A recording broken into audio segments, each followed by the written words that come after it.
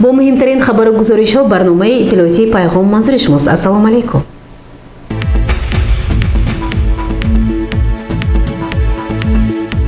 سنه 15 نوامبر سال روان در شهر گلستان ولایت سوخت مجلس حکومت جمهوری تاجیکستان تحت رهبری اساسگزار صلح و وحدت ملی پیشوای ملت پرزیدنت جمهوری تاجیکستان محترم امامعلی رحمان با فعالان ولایت سوخت برگزار گردید.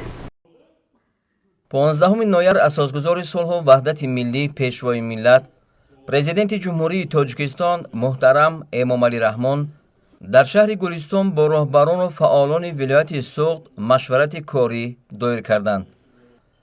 در کار مشورت نتیجه های فعالیت بخش های مهم اقتصادی ولایت در 9 ماه سال 2023 رفت اجرای دستور سفارش های حکومت جمهوری تاجیکستان، تطبیق برنامه های دولتی، عملی سازی هدف های استراتژی مملکت و جریان کارهای سازندگی و آبادانی با افتخار جشن عمومی ملی 35 سالگی استقلال دولتی مورد تحلیل و بررسی قرار داده شده.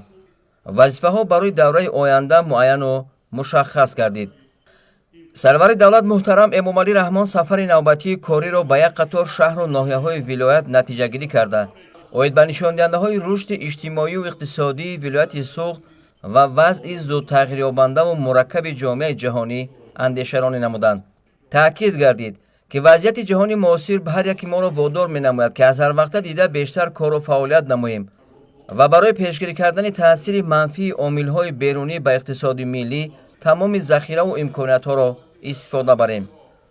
برابران وزارات اداره‌ها، مقامات اجرایی حکومت دولتی ولایت‌ها و شهر و ناحیه‌ها از جمله ولایت سوخت و شهر و ناحیه‌های آن سپارش داده شد که در سمت تامین نمودن فراوانی بازار استعمالی داخلی با محصولات نیاز اول، تشکیل کردن ذخیره کافی آن و پیشگیری نمودن بالاروی نرخ‌ها منتظم چاره‌جویی نمایند.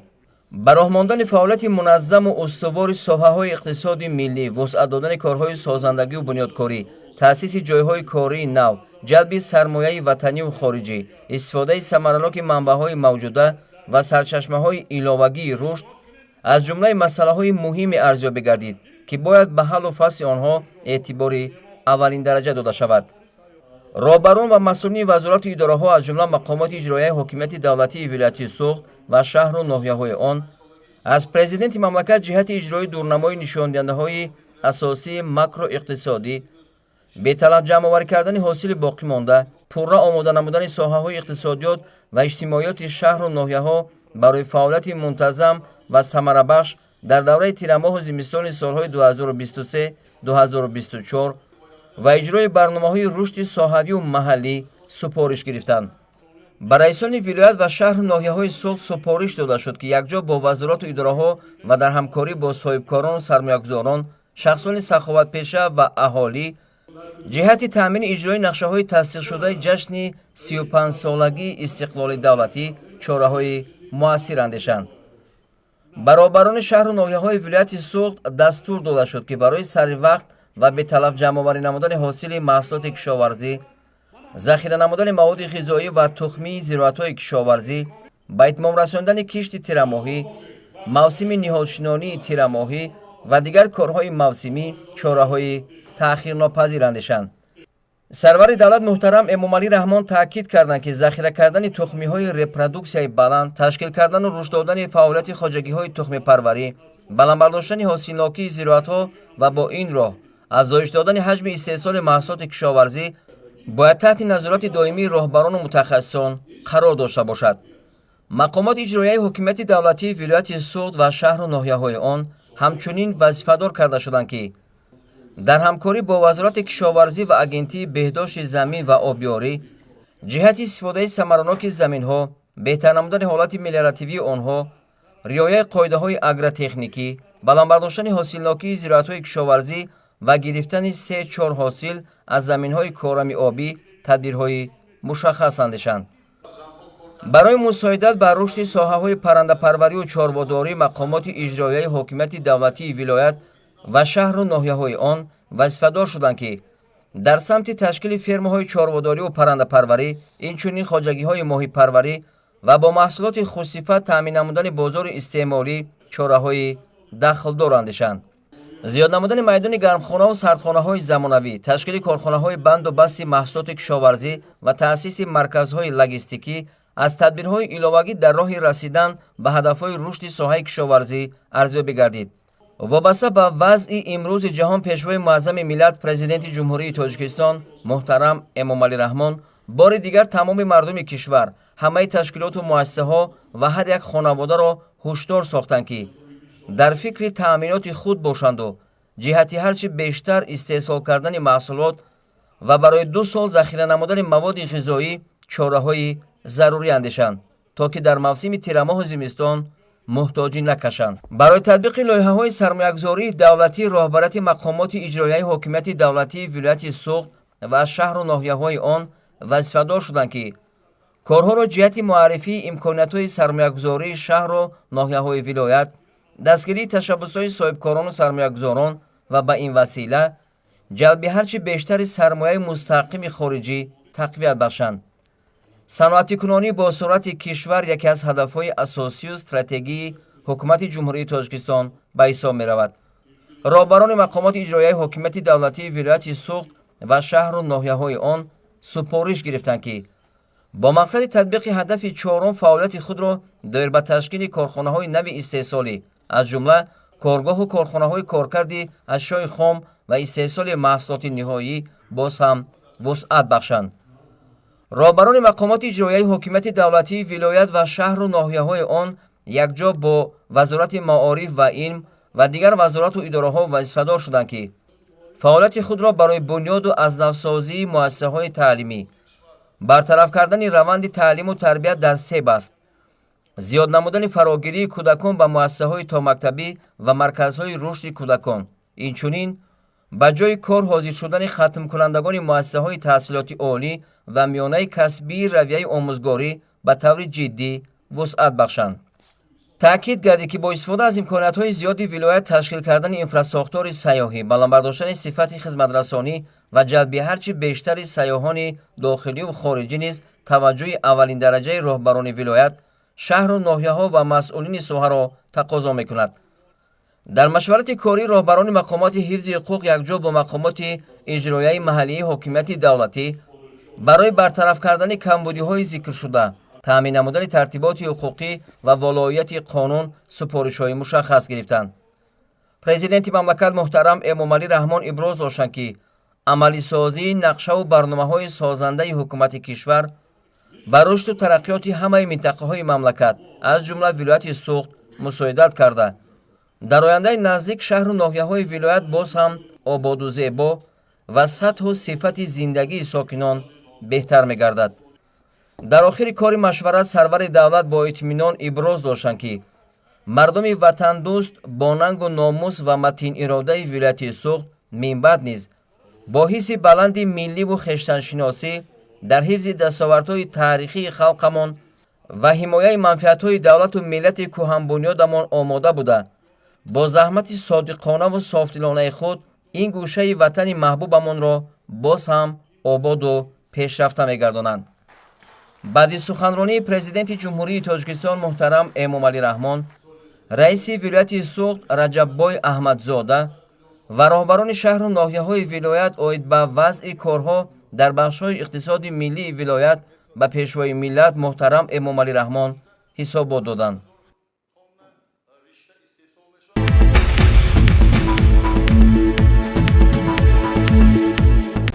ҳамасола санаи 17 ноябр дар бисёре аз мамлакатҳои ҷаҳон рӯзи байналмилалии донишҷӯён, яъне International Students Day гузаронида мешавад. дар Тоҷикистон низ дар баробари дигар давлатҳо ин санаро бо баргузории ҳамоишу конференсияҳо мегузаронанд. бинобар иттилои манбаъҳо аз соли 2009 инҷониб тариқи стипендияи байналмилалии президенти ҷумҳурии Тоҷикистон дурахшандагон беш аз 400 шаҳрванди ҷумҳурии Тоҷикистон дар хориҷи мамлакат таҳсил намуданд. ҳукумати ҷумҳурии Тоҷикистон давоми солҳои истиқлолияти давлатӣ ҷиҳати таъмин намудани шароити мусоиди таълиму тарбия ва зиндагии шоистаи наврасону ҷавонон, насли ояндасози миллат ва ватани азизамон тамоми тадбирҳои заруриро амалӣ гардонида ин равандро бомаром идома медиҳад. ҳамин аст ки ҷавонони тоҷик на танҳо дар дохили мамлакат балки берун аз он ҳам таҳсили илм менамоянд. Аз ҷумла дар ин давра беш аз 130 созишнома ва барномаҳои ҳамкории байни ҳукуматӣ ва байни идоравӣ дар соҳаи маориф, илм ва техника бо давлату ташкилоти хориҷӣ ба имзо расонида шуданд. Дар асоси ин санадҳо зиёда аз 40 000 шаҳрванди ҷумҳурии Тоҷикистон аз рӯи ихтисосҳои барои иқтисодиёти миллии мамлакат зарурӣ дар 38 давлати ҷаҳон таҳсил менамоянд. соли 2008 дар назди вазорати маориф ва илми ҷумҳурии Тоҷикистон маркази барномаҳои байналмилалӣ таъсис дода шуд. Дар ин замина марказ бо мақсади тайёр намудани мутахассисони сатҳи байналмилалӣ аз рӯи он ихтисосҳое ки дар мамлакат омода намешаванд ва рушди иқтисодиёти мамлакат ба онҳо ниёз дорад, соли 2009 стипендияи байналмилалии президенти ҷумҳурии Тоҷикистон дурахшандагонро созмон дод. ҳамзамон дар давраи соҳибистиқлолӣ зинаи таҳсилоти олии касбии мамлакат аз ҷиҳати теъдод зиёд шуда, аз ҷиҳати сифат низ такмил ёфтааст. ҳукумати мамлакат ба масъалаи таълими забонҳои хориҷӣ низ диққат дода, ҷиҳати такмили омӯзиши забонҳои хориҷӣ барои чанд марҳила барномаҳои давлатӣ қабул намудааст. Дар айни замон барномаи давлатии такмили таълим ва омӯзиши забонҳои русӣ ва англисӣ барои давраи то соли 2030 ки иҷрои он аз моҳи январи соли 2021 шурӯъ гардидааст, идома дорад. Сарвари давлат муҳтарам Эмомалӣ Раҳмон зимни ҳар вохирии суҳбатҳояшон аз донишҷӯён даъват ба амал меоваранд ки барои аз худ намудани забонҳои хориҷӣ талош намоянд, зеро рушди давлат аз кадрҳои босаводу забондон вобаста аст. тавре президенти кишвар муҳтарам Эмомалӣ Раҳмон борҳо иброз доштанд, дар шароити муосир ноил гардидан ба дастовардҳои илму техника ва технологияҳои нав ва баробар бо ҷомеаи пешрафтаи башар қадам гузоштан бидуни аз худ намудану хуб донистани забонҳои хориҷӣ бисёр мушкил ва ҳатто ғайриимкон мебошад.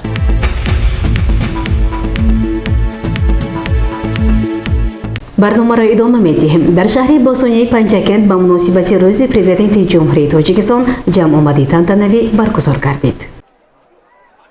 рӯзи президенти ҷумҳурии Тоҷикистон дар шаҳри Панҷакент бо нишони арҷгузорӣ ба хизматҳои бузурги асосгузори сулҳу ваҳдати миллӣ, пешвои миллат, президенти ҷумҳурии Тоҷикистон муҳтарам Эмомалӣ Раҳмон бо роҳпаймоии идонаи роҳбарияти шаҳр, ташкилоту муассисаҳо, ҷавонон, аъзоёни ҳизби халқи демократии Тоҷикистон дар шаҳри Панҷакент, донишҷӯён таҳти шиори «Бо президентам ифтихор дорам» доир шуд.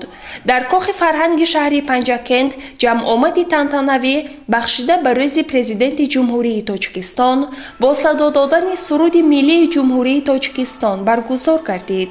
раиси шаҳри Панҷакент Холиқзода Абдухолиқ кулли мардуми сарбаланди Панҷакенти бостониро бо ҷашни таърихии рӯзи президенти ҷумҳурии Тоҷикистон ва 31-умин солгарди баргузории иҷлосияи тақдирсози 16-уми Шӯрои Олии ҷумҳурии Тоҷикистон табрик карда қайд намуд ки боиси ифтихору сарбаландии мардуми кишвар аст ки пешвои муаззами миллат президенти ҷумҳурии Тоҷикистон баробари бо иқдоми дурандешонаи вакилони мардумӣ дар иҷлосияи саодатовари 16-уми Шӯрои Олии ҷумҳурии Тоҷикистон ба вазифаи раиси Шӯрои Олии ҷумҳурии Тоҷикистон интихоб шуданд, вориди майдони сиёсат гардида бо нерӯи фавқулода, истеъдоди нодири давлатдорӣ, роҳнамоии хиратмандона, кору пайкори ҷавонмардона, иқдому амалҳои ибратбахши созандаи омӯзанда барои ба даст овардани сулҳи комил, пойдории сулҳу субот ва таъмини амнияти мардум ҷонфидоиву корнамоиҳо нишон доданд. таҳти роҳбарии хиратмандонаи президенти маҳбуби кишвар муҳтарам Эмомалӣ Раҳмон, халқи тоҷик баъд аз 1000 соли заволи давлатдории Сомониён дигарбора тоҷу тахти хешро соҳиб шуд ва рӯй ба камолот овард. таваҷҷӯҳи доимӣ ба рушди иқтисод, татбиқи лоиҳаҳои сарнавиштсоз ки дар доираи амалӣ намудани ҳадафҳои стратегии ҳукумати мамлакат амалӣ карда мешаванд, руҷӯъ ба таърихи пуифтихори миллат, эҳёи суннатҳои шоистаи тоҷикон, интихоби роҳи дурусти рушди миллӣ, густариши муносибатҳои неку дӯстона бо нерӯи хиради чеҳраи тобноки таърих муҳтарам Эмомалӣ Раҳмон ба сомон расониданд. мо ифтихор мекунем ки президенти мамлакатамон ҳамчун бунёдгари таърихи навини тоҷикистони соҳиби истиқлол, эҳёгари тамаддуну фарҳанги кӯҳани ниёгонамон на фақат дар таъмини ҳаёти хуши халқи тоҷик саҳми бузург гузоштаанд, балки ҳамчун абармарди эътирофгардидаи сатҳи ҷаҳонӣ дар ҳалли масоили байналмилалӣ ва оромиву осоиштагии тамоми минтақа низ нақши босазо доранд. миллат бо шинохти ин асл дар атрофи пешвои маҳбуби худ бештар аз ҳар вақта муттаҳид буда, барои иҷрои мақсаду ниятҳои олӣ, иттиҳоду ҳамбастагӣ, ободии сарзамини хеш тамоми нерӯи худро равона месозад. дар ин роҳи мунаввар ҳар як сухани пешвои миллат, ҳар як дастуру ҳидояташон сокинони мамлакатро нерӯи нав мебахшад ва хушбиниашон ба имрӯзу фардои саодатбори ватан пайваста тақвият меёбад. ҳамчунин дар назди ҳозирин вакили иҷлосии таърихии 16-уми шӯрои олии ҷумҳурии Тоҷикистон Шириншоҳ Шафоатов аз таассуроти хотироташ аз ин анҷумани сарнавиштсоз ва саҳму нақши пешвои муаззами миллат дар бақои давлат ва миллати тоҷик рушди Тоҷикистони соҳиби истиқлол нақл намуд. ба иштирокчиёни ҷамъомади идона барномаи ҷолибу рангини ҳунармандони бахши фарҳанги шаҳри Панҷакент намоиш дода шуд. гузориши Сабрина Акрам ва Хайём Ҷураев, Шоҳусайн Солеҳов ва Исмоилҷон Холов.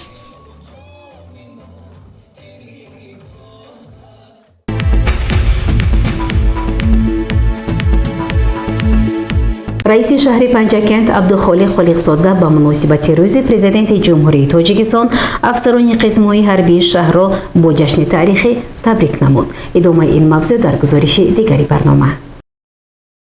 ба муносибати рӯзи президенти ҷумҳурии Тоҷикистон дар қисмҳои ҳарбии шаҳри Панҷакент чорабиниҳои тантанавӣ баргузор гардид. раиси шаҳри Панҷакент Холиқзода Абдухолиқ дар қисми ҳарбии 05170 вазорати мудофиа дар шаҳри Панҷакент бо рафти хизмати ҳарбии аскарону афсарон шинос гардида, онҳоро бо рӯзи президенти ҷумҳурии Тоҷикистон табрик намуд. қайд карда шуд ки асосгузори сулҳу ваҳдати миллӣ пешвои миллат президенти ҷумҳурии Тоҷикистон муҳтарам Эмомалӣ Раҳмон дар даврони истиқлоли давлатии тоҷикон ҳамчун сиёсатмадори сатҳи ҷаҳонӣ бо мавқеи устувор ва матонати беназир постдории таърих ва тамаддун, фарҳанги кӯҳанбунёди давлату миллатамон на танҳо халқи тоҷикро ба оромию осоиштагӣ расониданд, балки дар ваҳдату суботи тамоми минтақа саҳми бузург ва беназир гузоштанд. ҳамчунин дар қисми ҳарбии 0203 қушунҳои сарҳадии Кумитаи давлатии амнияти миллии ҷумҳурии Тоҷикистон дар шаҳри Панҷакент низ ба ифтихори рӯзи президенти ҷумҳурии Тоҷикистон ҷамъомади тантанавӣ доир гардид. раиси шаҳри Панҷакент кулли аскарону афсарони ин қисми низомиро бо ин санаи фархундаву таърихӣ аз номи мақомоти иҷроии маҳаллии ҳокимияти давлатии шаҳри Панҷакент шодбош намуда афзуд ки дар таърихи навини давлатдории миллати тоҷик пешвои миллат муҳтарам Эмомалӣ Раҳмон шахсияте ҳастанд ки ҷони худро сипар намуда талош намуданд то ки давлату миллатро аз вартаи нестӣ, ҳалокат, нобудӣ бираҳонанд ва дар ташкили давлату миллати тоҷикон асос гузоранд. ҳоло мардуми сарбаланди кишварамон бо шукргузорӣ аз давлати соҳиби истиқлол зиндагӣ ва кору фаъолият менамоянд. ба муносибати ин ҷашнвораи таърихӣ барои аскарону афсарони қисмҳои ҳарбии 05170 вазорати мудофиа дар шаҳри Панҷакент ва қисми низомии 0203 қушунҳои сарҳадии Кумитаи давлатии амнияти миллии ҷумҳурии Тоҷикистон дар шаҳри Панҷакент дастурхони идона ороста шуд. гузориши Сабрина Акрам ва Шоҳусайн Солеҳов.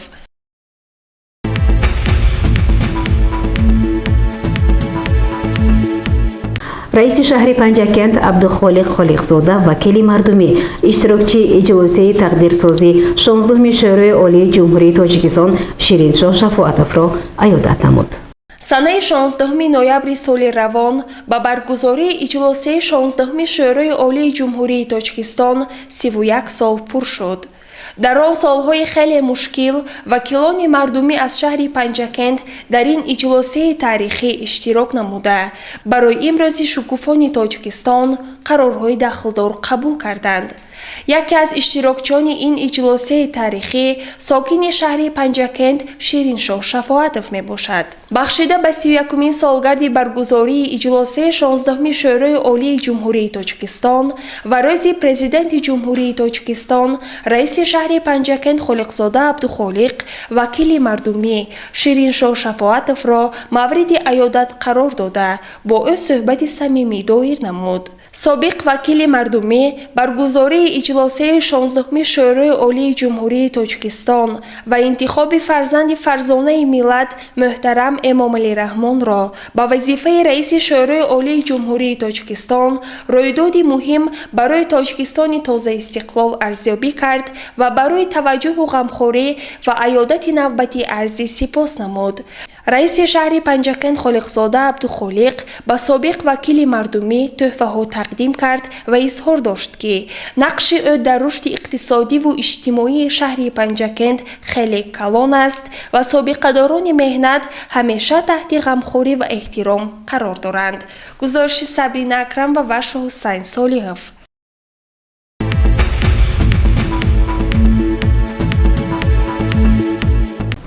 بینندگان گرامی، در همینجا برنامه اطلاعاتی پیام به پایان میرسد. برای هر یک شما سلامتی را خواهانیم. خیر.